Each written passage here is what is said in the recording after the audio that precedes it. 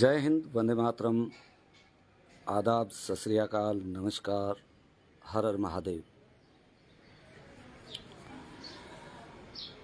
कल दिनांक 16/5/2023 को जैसलमेर में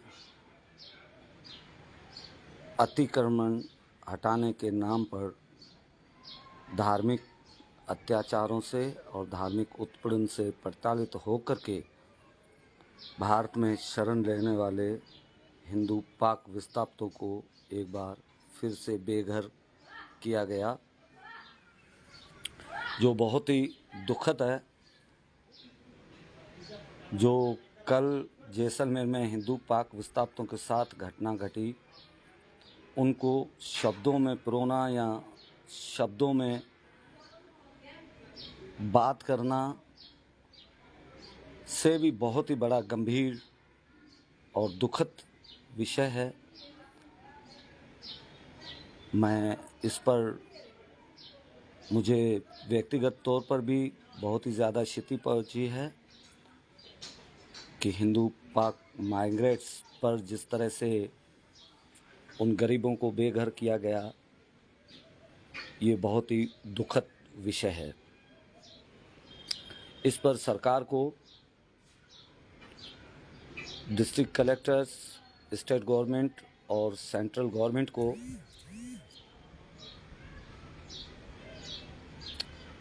इनकी पूरी जांच होनी चाहिए इस पर।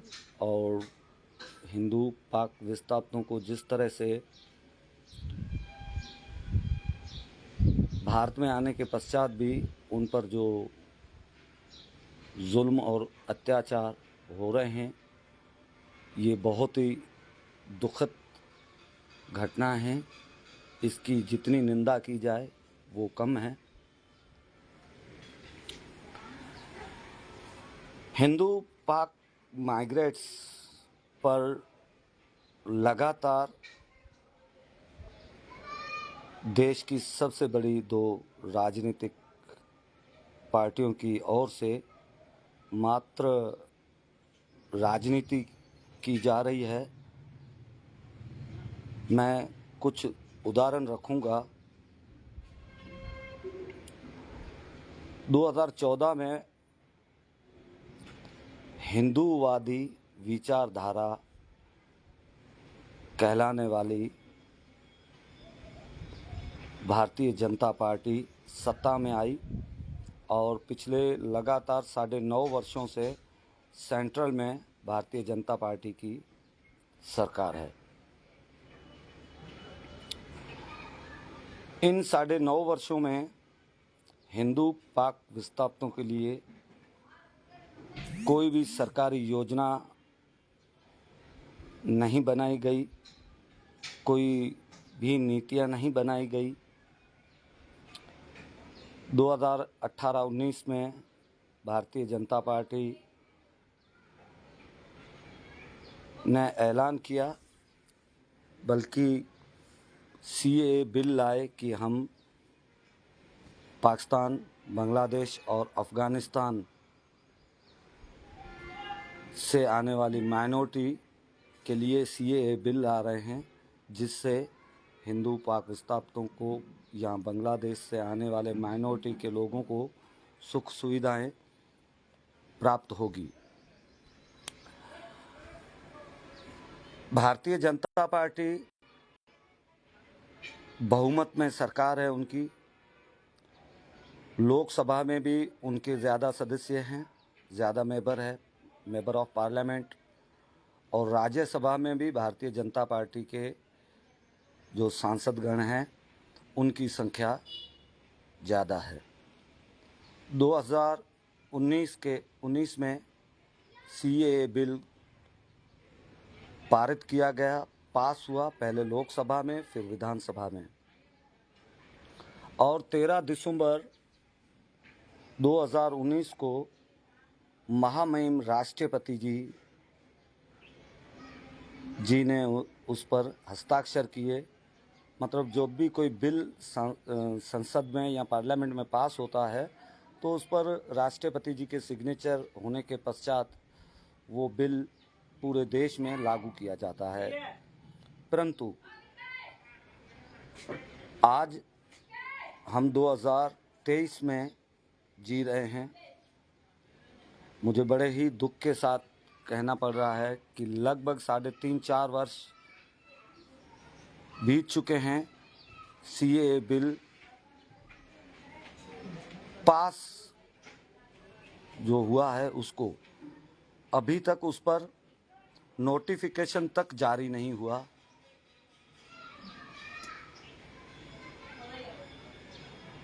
भारत में लगभग 18 स्टेट में भारतीय जनता पार्टी की बहुमत में सरकारें हैं। उनमें मैं ज़्यादा नहीं, केवल एक ही स्टेट का उदाहरण देता हूँ। गुजरात जो गृह राज्य है हमारे गृह मंत्री श्री अमित शाह जी का और हमारे देश के यशस्वी प्रधानमंत्री श्री नरेंद्र मोदी जी का भी गृह राज्य है गुजरात। हज़ारों की संख्या में हिंदू पाक विस्थापित गुजरात में रहते हैं। सीएए बिल गुजरात में भी लागू नहीं किया अभी तक। अभी जो 2023 में इलेक्शन हुई गुजरात में, उसमें भी बहुमत से सरकार बनी गुजरात में भारतीय जनता पार्टी की, लेकिन सीएए बिल गुजरात में अभी तक लागू नहीं किया गया। ना ही यूपी में, उत्तर प्रदेश जो भारत का सबसे बड़ा स्टेट है, वहाँ के जो मुख्यमंत्री है माननीय आदरणीय योगी आदित्यनाथ जी, परंतु सीएए बिल उत्तर प्रदेश में भी लागू नहीं किया। इस तरह से कुल 18 राज्य जिनमें भारतीय जनता पार्टी की स्टेट में भी सरकार है, मतलब डबल इंजन की सरकार, सेंट्रल में भी भारतीय जनता पार्टी की सरकार और स्टेट में भी भारतीय जनता पार्टी की सरकार। भाई, जिन राज्यों में भारतीय जनता पार्टी की सरकार नहीं है वहाँ के मुख्यमंत्री अगर सीएए लागू नहीं होने दे रहे हैं, चलो बात समझ में आती है। परंतु जिन राज्यों में भारतीय जनता पार्टी की सरकारें हैं वहाँ पर सीएए बिल लागू अभी तक क्यों नहीं हुआ? इसका जवाब देने के लिए कोई भी भारतीय जनता पार्टी का और भारतीय जनता पार्टी की हाईकमान और बड़े लीडर कोई भी सामने नहीं आ रहे हैं मीडिया के सामने कि सीएए बिल अभी तक देश में लागू क्यों नहीं किया गया। अब दूसरा उदाहरण, 2014 के पश्चात एक कानून लाया गया कि जो भी हिंदू पाक विस्थापितों पर ही हम लोग रहते हैं, बांग्लादेश और अफ़गानिस्तान के माइनॉरिटी को छोड़ते हैं हम, आज विषय हिंदू पाक विस्थापितों का है जो पाकिस्तान से माइग्रेट करके आ रहे हैं। कानून लाया गया 2014 में कि 31 दिसंबर 2014 के पश्चात जितने भी हिंदू पाक विस्थापित भारत माइग्रेट कर चुके हैं, उनका भारत में आने के पश्चात अगर पाकिस्तानी पासपोर्ट एक्सपायर हो जाता है तो वो उस पासपोर्ट को रिन्यू करवाना अनिवार्य है। अन्यथा ना तो उन लोगों की वीज़ा वर्दी होगी, ना ही एलटीवी जिसको लॉन्ग टाइम्स वीज़ा कहते हैं वो आएगी, और ना ही भारतीय नागरिकता के लिए हिंदू पाक विस्थापित आवेदन कर सकता है। ये कानून लाने के पश्चात जो पाकिस्तान से, विशेष तौर पर पाकिस्तान से और सिंध से जो माइग्रेट करते हैं, उनमें 90%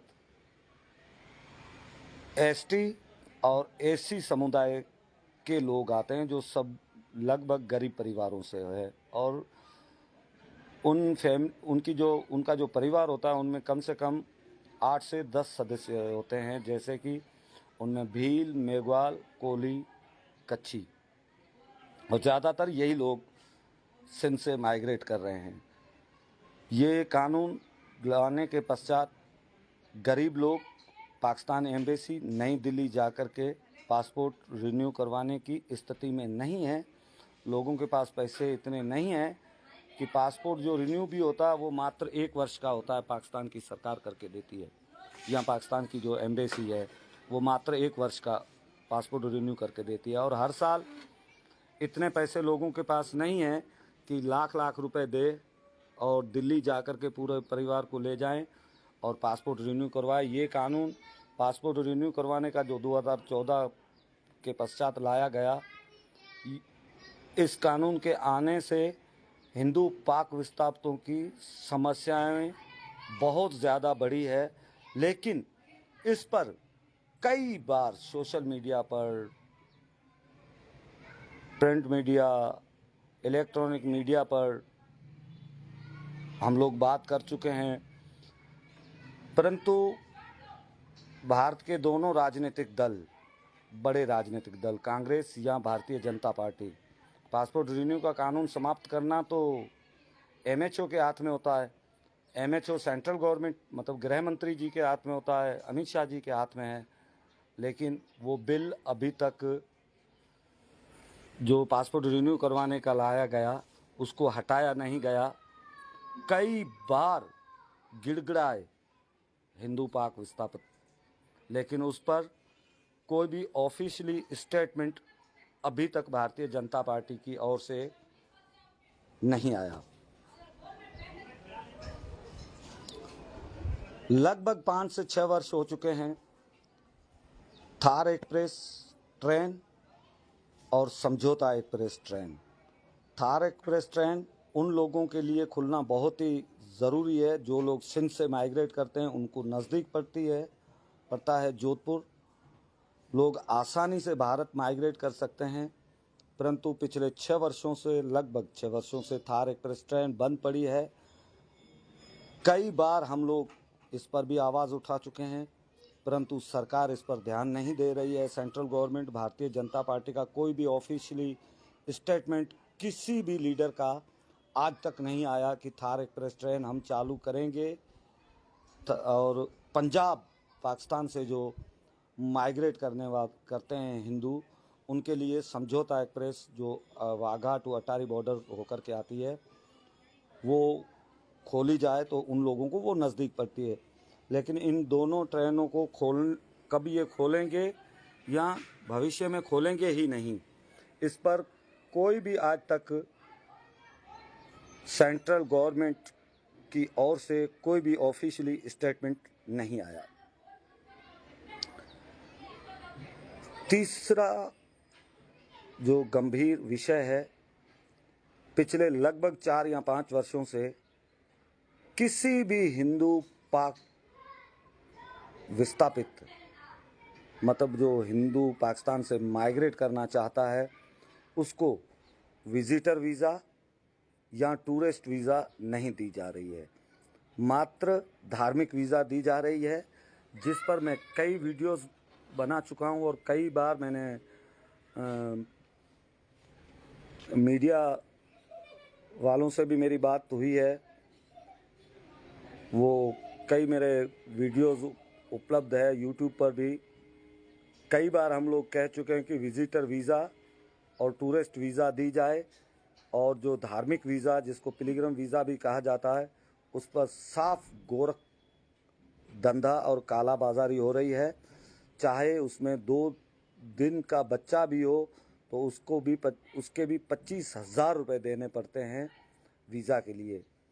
और दूसरी इसमें ये भी बड़ी समस्या आ रही है, कई परिवार ऐसे हैं जिनके घर में अगर 10 सदस्य है तो 9 की वीज़ा लग जाती है और 1 की वीज़ा नहीं लगती। उसमें कई तो ऐसे केसेस हैं जिनमें बच्चों की वीज़ा नहीं लगती।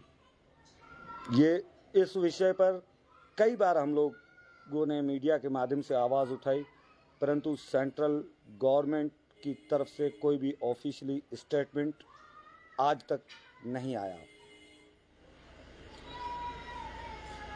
अब जो चूंकि चुनाव नज़दीक है, 6 महीनों के पश्चात राजस्थान में चुनाव होने हैं, तो इस वक्त जो है, चाहे वो जोधपुर में अतिक्रमण के नाम पर हिंदू पाक विस्थापितों को बेघर किया गया, या जैसलमेर में हिंदू पाक विस्थापितों को बेघर किया गया, इस पर राजनीति तो हो रही है। लीडर भारतीय जनता पार्टी के स्टेटमेंट भी दे रहे हैं। इस पर अब क्योंकि 6 महीने के पश्चात राजस्थान में चुनाव होने हैं, तो समस्त जो हिंदू पूरे विश्व में रहने वाले हैं उनके रहनुमा जो अपने आप को कहते हैं विश्व हिंदू परिषद, राष्ट्रीय सेवक संघ, बजरंग दल, हिंदू सेवा समिति, हिंदू महासभा, ये जितने भी दल है या संघ है, इनके जितने भी बड़े बड़े लीडर है, उन्होंने कोई भी ऑफिशियली स्टेटमेंट नहीं दिया है कि भाई 9.5 वर्षों से सेंट्रल में तो सरकार भारतीय जनता पार्टी के और विस्थापितों को जो भी अड़चने आती है, चाहे वो भारतीय नागरिकता मिलने में अड़चने आती हो, चाहे उनको रहने में अड़चने आती हो, और जिन हिंदू पाक विस्थापितों को भारतीय नागरिकता प्राप्त हो चुकी है, अगर 1971 को छोड़ा जाए तो 1971 में जो हिंदू पाक विस्थापित भारत आए थे उन लोगों को पुनर्वास पैकेज दिया गया। 2004-05 में जोधपुर में 13,500 लोगों को भारतीय नागरिकता प्राप्त हुई, और पिछले इन 2-3-4 वर्षों में लगभग 10,000 के करीब जोधपुर और जैसलमेर और बाड़मेर में हिंदू पाक विस्थापितों को भारतीय नागरिकता प्राप्त हुई है। तो अगर मैं मोटे तौर पर भी बात करूं तो लगभग ऐसे 1971 से लेकर के अगर आज मैं 2023 तक गिनूं तो हज़ारों की संख्या में वो हिंदू पाक विस्थापित है जिनको भारतीय नागरिकता प्राप्त हो चुकी है। और भारत के संविधान 1955 के एक्ट में ये कहा गया है कि हिंदू पाक माइग्रेट्स जो भारत आता है उनको भारतीय नागरिकता प्राप्त होती है तो उनको पुनर्वास पैकेज दिया जाता है। और पुनर्वास पैकेज को मैं आसान भाषा में आप लोगों को समझाऊं, अगर वो नहरी क्षेत्र में रहना चाहता है तो उनको एक मुरबा अलॉट किया जाता है, मतलब लगभग पाकिस्तान की अगर भाषा में मैं सिंपल भाषा में कहूँ तो 18 एकड़ ज़मीन सरकार देती है फ्री ऑफ कॉस्ट।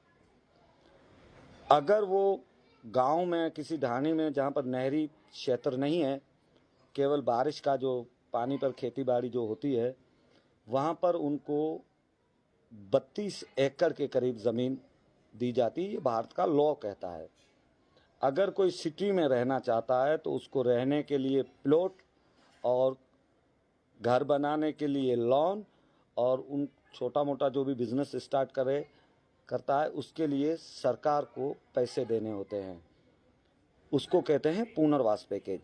तो आज अगर मैं 1971 से लेकर के 2023 तक की बात करूं तो हज़ारों की संख्या में ऐसे हिंदू पाक विस्थापित है जिनको नागरिकता तो बड़ी मुश्किल से प्राप्त हुई है 20-20 वर्षों के पश्चात, लेकिन पुनर्वास पैकेज से आज भी वंचित है। उस पर आज तक कोई स्टेटमेंट सेंट्रल गवर्नमेंट की तरफ से आज तक नहीं आया। वो पुनर्वास पैकेज भी सेंट्रल गवर्नमेंट को देना है। और अब मैं स्टेट गवर्नमेंट की बात करूं तो स्टेट गवर्नमेंट को जिस भी स्टेट में हिंदू पाक विस्थापित रहता है तो स्टेट गवर्नमेंट को ये अधिकार होता है कि उनको बसाया जाए, रहने के लिए ज़मीन अलॉट की जाए सरकारी दाम पर, जो डीएलसी रेट जो होता है उस डीएलसी रेट पर उनको रहने की सुविधा दी जाए। और जो कैंपें लगती है भारतीय नागरिकता देने की, वो भी स्टेट गवर्नमेंट के ही अधिकारी, वो स्टेट गवर्नमेंट के जो डिस्ट्रिक्ट कलेक्टर्स होते हैं या लोकल एजेंसीज होती है वो सारी स्टेट गवर्नमेंट के हाथ में होती है, वो स्टेट गवर्नमेंट को पावर दिया होता है।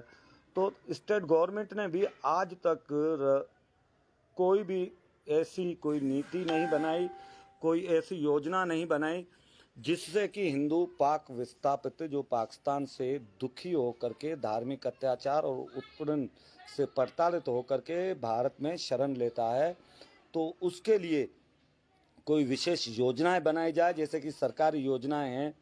अभी राहत कैंप एक स्टार्ट किया गया है स्टेट गवर्नमेंट की तरफ से, माननीय मुख्यमंत्री श्री अशोक गहलोत जी की तरफ से। उसमें 25 लाख रुपए तक का बीमा मतलब दिया जा रहा है। अब मैं भी पाक नागरिक हूँ, तो 25 लाख का मेरे परिवार का बीमा, मतलब मैं, भगवान ना करे मेरे घर में अगर कोई बीमार पड़ जाता है तो मैं किसी भी प्राइवेट हॉस्पिटल में 25 लाख रुपए तक का खर्चा मुख्यमंत्री यानी कि सीएम की तरफ से स्टेट गवर्नमेंट देगी। तो मेरी ये मांग है कि ऐसी जो योजनाएं सरकार की तरफ से, महंगाई का जो कैंप आप चला रहे हैं, उनमें भागीदारी दी जाए हिंदू पाक विस्थापितों को। भाई उसमें राशन जो सस्ता है, गेहूं जो वैसे 25 रुपए के करीब किलो मिलता है, तो वो राहत कैंप में जिनको शामिल किया जाता है उनको 2 रुपये 3 रुपये किलो मिलता है।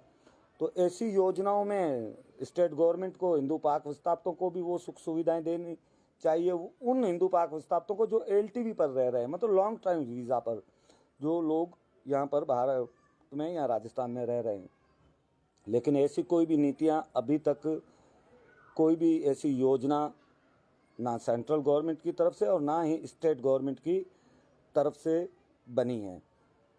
हाँ, जब भी कोई ऐसा कोई हादसा होता है या कोई हिंदू पाक विस्थापितों पर, जिस तरह से कि जोधपुर में कार्रवाई हुई, उनको बेघर किया गया, और कल दिनांक 16/5/2023 को जो जैसलमेर में हिंदू पाक विस्थापितों को बेघर किया गया, अब इस पर राजनीति होगी। कई वीडियोस आएंगे, कई नेता आएंगे आश्वासन देने के लिए, क्योंकि राजस्थान के 9 जो ज़िले हैं, जो 9 विधानसभा की सीटें हैं, उस पर हिंदू पाक विस्थापित जिनको नागरिकता प्राप्त हो चुकी है वो वोटर है। उनके वोट फैसला करेंगे कि किस पार्टी का विधायक जीतेगा।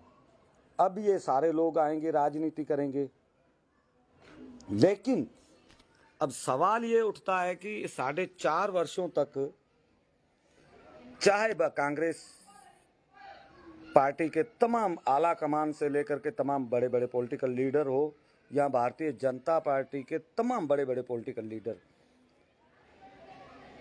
4.5 वर्षों तक क्या नींद में सोए हुए थे?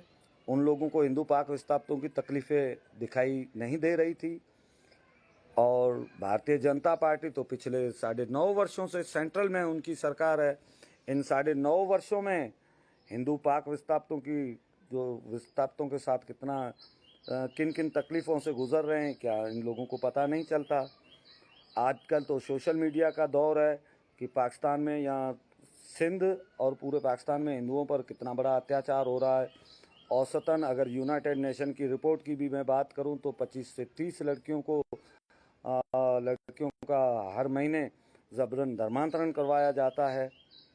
उस पर भी यूनाइटेड नेशन में आज तक भारत की तरफ से बात नहीं उठाई गई। अभी बिलावल अली भुट्टो जरदारी जो पाकिस्तान का विदेश मंत्री है, जिसने अभी भारत का दौरा किया, उसमें भी इस बात पर कोई चर्चा नहीं हुई कि पाकिस्तान में हिंदुओं पर इतना बड़ा अत्याचार क्यों हो रहा है, इसके लिए आप कोई कानून बनाओ। लेकिन भारत सरकार की तरफ से कोई वार्तालाप नहीं हुई।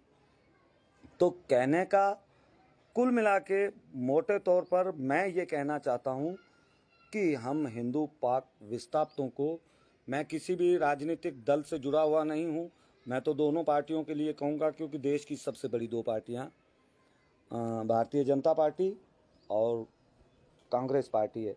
दोनों ही पार्टियां केवल हिंदू पाक विस्थापितों पर राजनीति कर रही है। और आप लोग देख लेना, 10 दिन के बाद ये जैसलमेर का जो मुद्दा जो कल जो हुआ है जैसलमेर में, ये भी ठंडे बस्ते में जाएगा। लेकिन हाँ, एक तो मौका मिला है भारतीय जनता पार्टी को, अब इलेक्शन जो आने हैं 3 महीनों के पश्चात आचार संहिता लगभग लगेगी, तो इसको एक पॉलिटिकल इशू तो बनाएंगे, लेकिन ये इस बात का जवाब नहीं देंगे कि 9.5 वर्षों तक नींद नहीं खुली क्या भाई आप लोगों की? 9.5 वर्षों तक कौन सी आपने एक योजना बनाई है हिंदू पाक विस्थापितों के लिए, जिसमें कि हिंदू पाक विस्थापितों की तकलीफ़ें कम हुई हो? और जो मुद्दे मैंने उठाए हैं, उन मुद्दों पर कोई भी पॉलिटिकल बड़ा जो लीडर है इनका या इनके राष्ट्रीय प्रवक्ता है, उन लोगों के कोई भी स्टेटमेंट नहीं आए हैं।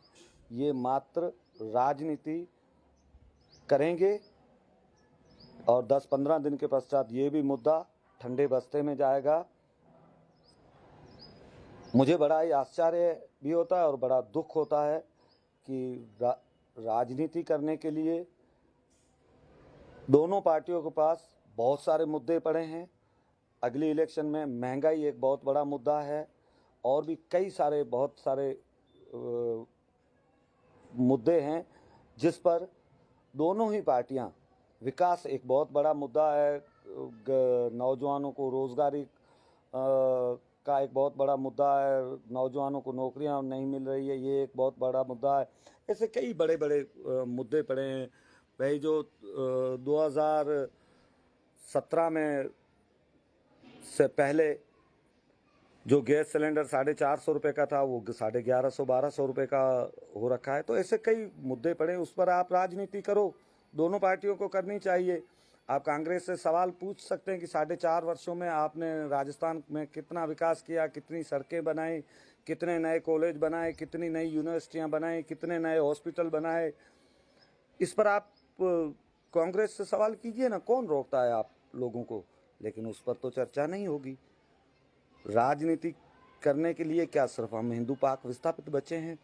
ये बड़ा ही दुखद विषय है। इस पर दोनों ही पार्टियों से मैं तो केवल बेनती ही करूंगा कि आप लोग कृपया करके हम हिंदू पाक विस्थापितों को बख्श दें। हम हिंदू पाक विस्थापितों पर राजनीति ना करें। हिंदू पाक विस्थापित पाकिस्तान से जो यहाँ पर आते हैं, भारत में शरण लेते हैं, वो पहले ही बहुत दुखी हैं। जितनी भी हो सके स्टेट गवर्नमेंट और सेंट्रल गवर्नमेंट दोनों को मिलकर के उन लोगों, हिंदू पाक विस्थापितों को भारत में या राजस्थान में जिस भी स्टेट में वो रह रहे हैं, जिस भी ज़िले में रह रहे हैं, उनको वहाँ पर बसाया जाए। उनको रोज़गार, उनकी शिक्षा, उनका स्वास्थ्य, रहने के लिए जगह, इन सब मुद्दों पर विचार करें और इन मुद्दों से जोड़ें उनको, ताकि उन हिंदू पाक विस्थापितों के ज़ख्मों पर मरहम लग सके, ना कि केवल राजनीति की जाए हिंदू पाक विस्थापितों पर। बहुत बहुत धन्यवाद दोस्तों। आप सभी लोगों से अब मैं आज्ञा चाहता हूं। अगर इस वीडियो में मेरे द्वारा दिया गया मैसेज आप लोगों को पसंद आया हो तो कृपया करके कमेंट करने के बजाय, आप लोग इस वक्त जो जुड़े हैं, जिन लोगों ने कमेंट भी किए हैं, उन सभी का मैं हार्दिक स्वागत करता हूं, अभिनंदन करता हूं। दिल से आपका सभी का शुक्रगुजार भी हूं। परंतु अगर आप लोगों को मेरा इस वीडियो में दिया हुआ मैसेज आप लोगों को पसंद आया हो तो कृपया करके इस वीडियो को जितना हो सके शेयर करें और वायरल करें, ताकि हम लोग अपनी बात सेंट्रल गवर्नमेंट तक और स्टेट गवर्नमेंट तक पहुंचाने में सफल हो पाए। आप लोगों से मैं आज्ञा चाहता हूं। फिर मिलूंगा अगले वीडियो में। तब तक भगवान श्री भोलेनाथ का आशीर्वाद आप सभी पर और आप सभी के परिवार पर सदैव बना रहे। जय हिंद, वंदे मातरम, हर हर महादेव।